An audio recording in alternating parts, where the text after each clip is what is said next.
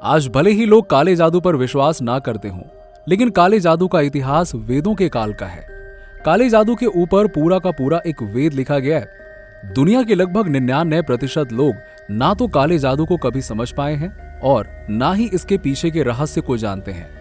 काला जादू आखिर क्या है और कैसे शुरू हुआ, ये कैसे काम करता है, इन सवालों के जवाब आज हम आपको इस वीडियो में देने वाले हैं। तो चलिए इस वीडियो की ओर बढ़ते हैं, पर उससे पहले जल्दी से चैनल को सब्सक्राइब करके और बेल आइकन को दबा दीजिए ताकि आपको हमारे वीडियोस के नोटिफिकेशन मिलते रहें। काले जादू के अस्तित्व को समझने के लिए इतना काफी है कि आज से लगभग 5000 सालों पहले काले जादू के ऊपर पूरा का पूरा एक वेद, अथर्ववेद लिखा गया है।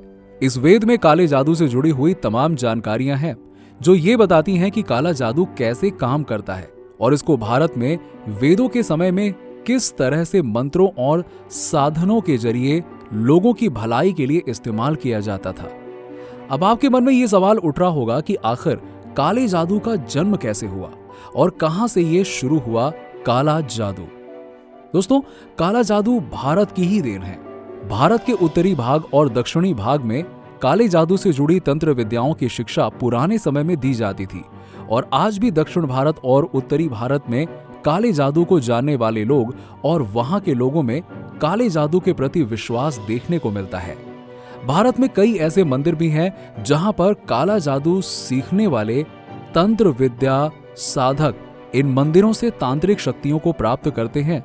भारत का एक ऐसा ही असम राज्य का कामाख्या देवी मंदिर है जो कि पूरी दुनिया में तंत्र विद्या का स्रोत और तांत्रिक शक्तियों के केंद्र के तौर पर जाना जाता है। इस मंदिर में हर साल अम्बुताई मेला दुनिया भर के तांत्रिकों के लिए एक ऐसे पर्व के तौर पर होता है जहां पर असम के कामाख्या देवी के मंदिर में यहां दुनिया भर के तांत्रिक आकर अपनी तांत्रिक शक्तियों को बढ़ाते हैं और तंत्र विद्या को सीखने वाले नए तांत्रिक इस मंदिर से तांत्रिक शक्तियों को ग्रहण करते हैं। आषाढ़ के महीने में लगने वाला ये मेला कामाख्या देवी मंदिर में माता सती के रजस्वला पर्व के तौर पर मनाया जाता है।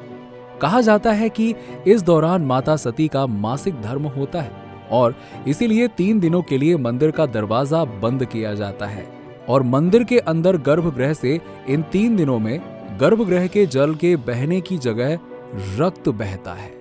मंदिर के गर्भगृह को बंद करने से पहले सफेद वस्त्र गर्भगृह पर चढ़ाया जाता है और इन वस्त्रों पर यह रक्त लग जाता है, जिसके बाद इन वस्त्रों को बड़े बड़े सिद्ध पुरुषों, तांत्रिकों को उनकी शक्तियों को और भी ज्यादा बढ़ाने के लिए बांटे जाते हैं। इस दौरान तिब्बत से इस सबसे बड़े तांत्रिक मठ से सिद्ध तांत्रिक भी असम आते हैं। बांग्लादेश, श्रीलंका जैसे देशों से भी कई बड़े सिद्ध पुरुष अपनी शक्तियों को बढ़ाने कामाख्या देवी मंदिर आते हैं। इसी मंदिर से मच्छंदर नाथ, गोरखनाथ, लोनाचमारी, इस्माइल जोगी जैसे बड़े बड़े सिद्ध पुरुषों ने अपनी तांत्रिक सिद्धियां प्राप्त की हैं। इसके अलावा भारत के गुवाहाटी से करीब 40 किलोमीटर दूर मेयांग गांव तंत्र विद्या का एक ऐसा मशहूर गांव है जहां पर इस गांव में रहने वाले लगभग आधी से ज्यादा आबादी काले जादू के असीम ज्ञान को जानती है। ये गांव काले जादू के गांव के तौर पर जाना जाता है, जहां पर गांव में रहने वाले लोग इस काले जादू को किसी खेल की तरह रोजाना प्रैक्टिस करते हैं, जैसे कि किसी बीमार को तंत्र विद्या से ठीक कर देना, बुरी आत्माओं को क्षण भर में शरीर से बाहर निकाल फेंकना। और ऐसा कहा जाता है कि इस गांव में सिद्ध तांत्रिक अपने काले जादू से इंसान को तोता बनाकर काफी समय तक अपने साथ रख सकते हैं। इस गांव में काले जादू का इस्तेमाल लोगों की भलाई के लिए किया जाता है। यहाँ पर दूर दूर से लोग अपने इलाज के लिए आते हैं, पर आज के समय में लोग काले जादू को नकारात्मक शक्ति के तौर पर लेते हैं, क्योंकि काले जादू का इस्तेमाल जब गलत तरीके से होने लग गया, जो काम लोगों की भलाई के लिए किया जा सकता था वही अपने फायदे के लिए लोगों में आपसी ईर्ष्या, जलन, एक दूसरे से आगे निकलने की होड़ में लोगों को नुकसान पहुंचाने के लिए भी किया जाने लगा। इसीलिए काले जादू को आज लोग बुरी चीज के तौर पर जानते हैं। आज लोग इसे एक अंधविश्वास के तौर पर लेते हैं और इससे दूर भागते हैं, जबकि वास्तव में पहले ऐसा नहीं था। पहले के समय में डॉक्टर के जरिए लोगों का इलाज जब नहीं हो पाता था तो ऐसे में लोग इन्हीं तांत्रिकों की मदद लेते थे। दोस्तों, क्या आप काले जादू पर विश्वास करते हैं और क्या आप इसके बारे में पहले से जानते थे?